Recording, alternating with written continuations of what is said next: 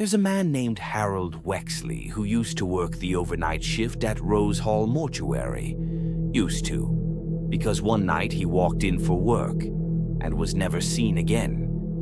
Let me back up. Rose Hall is one of the oldest funeral homes in the state of Illinois.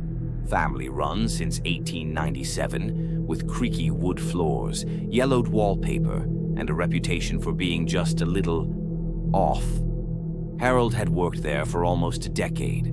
Quiet guy, mid-50s, always wore a pressed shirt. No wife, no kids. The kind of man you don't notice until he's gone. He handled the night duties, paperwork, body prep, inventory. Sometimes he'd even talk to the deceased while he worked. Said it made the place less lonely. Creepy, yeah, but harmless.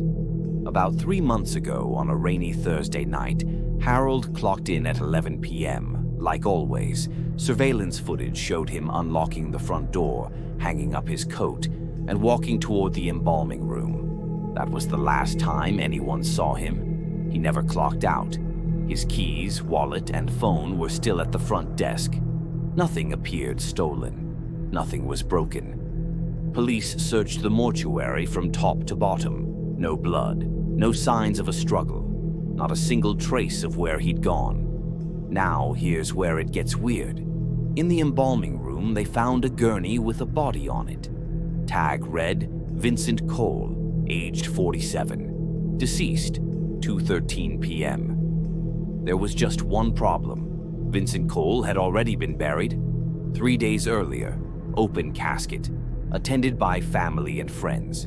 The body on the table looked like Vincent, but wasn't decomposing. It was fresh, too fresh. When investigators tried to pull fingerprints, the body's eyes reportedly opened on the table, just for a second, then shut again. Of course, they ruled it as nerves or misreporting, but the technician who witnessed it refused to return to the mortuary.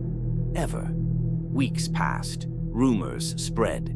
Some said Harold had been taken. Others claimed he'd lost his mind and vanished into the woods. But then something else happened. A new night worker named Lila took over Harold's shift. 2 nights in, she found something strange on the embalming room wall. Scratched into the tile with what looked like a scalpel were 4 words. He sees through them. No one knew what it meant. Until she found the second message. Behind a drawer in the cold storage room, etched into the concrete. He watches the Watchers. Lila quit the next morning. She hasn't spoken to the press, but her sister said she wakes up screaming some nights. As for Harold, no trace, no sightings, no explanation. But sometimes, only sometimes, people say they see him through the mortuary window late at night, standing next to the embalming table, smiling.